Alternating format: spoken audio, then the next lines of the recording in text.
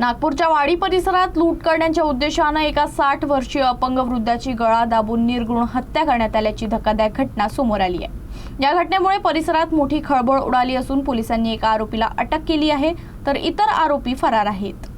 मृत व्यक्तीची ओळख सहेसराम बाजीराव केवट अशी असून ते कृष्णानगर स्वामी समर्थ मंदिराजवळ वर्धामणा सुराबर्डी परिसरात एकटे राहत होते। दोनही पायांनी अपंग असलेल्या केवट यांना अलीकडेच शासनाकडून आर्थिक मदत मिळाली होती। पोलिसांच्या माहितीनुसार आरोपींना त्यांच्याकडे पैसे असल्याची माहिती मिळाली होती। याच पार्श्वभूमीवर लूट करण्याचा कट रचण्यात आला। रात्री 12:30 ते 1 वाजण्याच्या सुमारास आरोपी घरात घुसले आणि चोरीचा प्रयत्न केला, मात्र वृद्धानं विरोध केल्यानं आरोपींनी गळा दाबून आणि उशीनं तोंड दाबून त्याची हत्या केली। या प्रकरणात विलास चौधरी, जितेंद्र वगारे आणि प्रवीण चव्हाण यांचा सहभाग असल्याचं समोर आलं। यातील विलास चौधरी याला पोलिसांनी अटक केली असून इतर आरोपींचा शोध सुरू आहे। आरोपी आणि मृतक एकाच परिसरात राहत असल्याची माहिती असून आरोपी नशेच्या आहारी गेले असल्याचंही समोर आलं। घटनेची माहिती मिळताच वाडी पोलीस घटनास्थळी दाखल झाली। पंचनामा करून गुन्हा दाखल करण्यात आला असून पुढील तपास सुरू आहे।